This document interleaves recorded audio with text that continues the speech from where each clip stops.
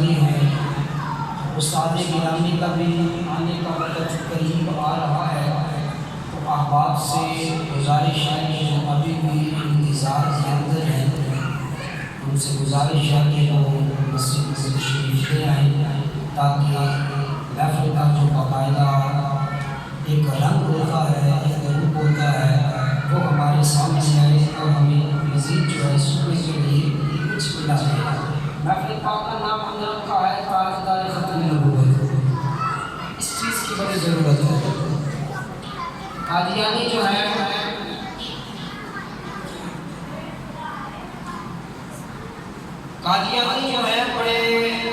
بڑے طریقے سے وارداتیں ڈال رہی ہے۔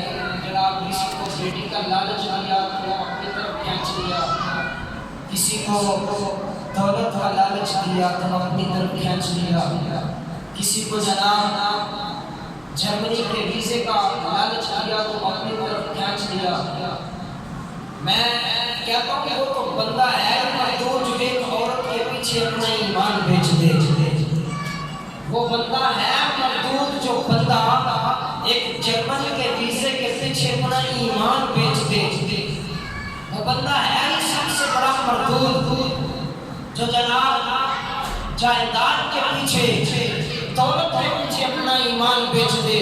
میں کہتا ہوں جن کے سینوں میں ایمان کی لگتی بھی موجود ہے، وہ جب آفر ملتی ہے ہم کو کہ بھائی بیٹی کا رشتہ دیتے ہیں، یا آفر کی جاتی ہے کہ ہم دولت دیتے ہیں، یا آفر کی جاتی ہے کہ ہم تمہیں جناب دیتے ہیں کہ جرمن کا ویزا، تو جس کے سینے میں ایمان کی لگتی موجود ہوتی ہے وہ کہتا ہے تم بیٹی کو سنبھال کے رکھ، میں جوتے کی نوک پہ رکھتا ہوں تیری بیٹی کو بھی، میں جوتے کی نوک پہ رکھتا ہوں تیری دولت کو بھی، میں جوتے کی نوک پہ رکھتا ہوں جناب تیرے جنت کے ویزے کو بھی۔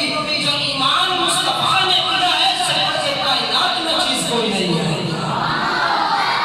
جس کے سینے میں ایمان کی رتی موجود ہے میں اس کی بات کر رہا ہوں، میں اس کے ایمان مردود کی بات نہیں کر رہا کہ جس کو تھوڑی سی جناب اشارہ کیا دیا جائے تو وہ کہے میرا سارا تجھے تو ہے۔ نا سرکار علیہ السلام کے غلامی سب سے بڑھ کر ہے۔ آقا کریم علیہ السلام تشریف فرما ہے، صحابی آگے کرما پڑا مسلمان ہو گئے، ڈھونڈتے ڈھونڈتے اس کے والدین بھی آ گئے۔ جب والدین آئے دیکھا کہ مسلمانوں کے نبی کے پاس ہمارا بیٹا موجود ہے، انہوں نے مطالبہ کیا یا حدیث طویل ہے، میں حدیث پوری نہیں، میں اس کا مختصر سا خلاصہ آپ کے سامنے پیش کر رہا ہوں کہ ہر چیز دولت نہیں ہوتی، ایمان بھی کچھ ہوتا ہے۔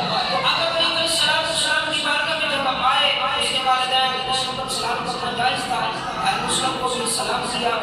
سرکار علیہ السلام نے اپنے والدین کو سلام سلام نہیں کیا، کہنے لگے کہ میں سرکار جو آپ کی خدمت میں رہ کر مجھے مزہ آتا ہے، جو آپ نے مجھے پیار دیا ہے میری ماں بھی وہ پیار نہیں دے سکی، جو محبت مجھے آپ کے قدموں میں ملی ہے مجھے ان سے وہ محبت نہیں ملی۔ تو انہوں نے تقاضا کر دیا کہ کریم علیہ السلام سے اے محمد صلی اللہ علیہ وسلم مانگیے کیا مانگنا چاہتے ہیں، ہم سے جتنی دولت چاہتے ہیں ہم تمہیں دے دیتے ہیں، لیکن ہمارا بیٹا ہمیں دے دو، ہمارا بیٹا واپس کر دو۔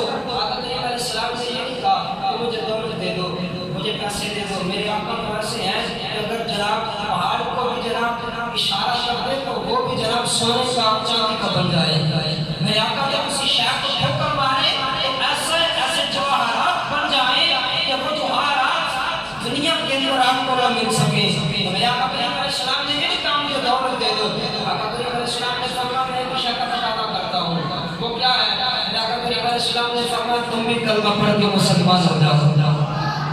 تو ہر شے جو ہے وہ دولت نہیں ہوتی، ایمان بھی کوئی شے ہے۔ تو اس لیے ہم نے محفل کا جو نام ہے وہ تاجدار ختم نبوت رکھا تاکہ ان کے سینوں میں ایک گولی کی طرح ہمارا نعرہ لگے تو ختم نبوت کے منکر ہیں۔ جناب ان کے گھروں کی اور چھتوں کی دیواریں بھی پھاڑ کر، جناب ان کا دماغ بھی پھاڑ کر یہ ان کے سینوں میں جا لگے کہ واقعی آقا کریم علیہ السلام سے بات نبوت کوئی آئے گا نہیں۔ میرے آقا بے شک نبی وہی ہیں، قیامت تک کے لیے ولی کو آ سکتے ہیں لیکن نبی کوئی آ سکتا بس اتنی سی بات ہے۔ اس لیے اپنے محفل کا نام رکھا تاجدار ختم نبوت۔ تو اس چیز کی بڑی اہم ضرورت ہے۔ دیتی رہے گی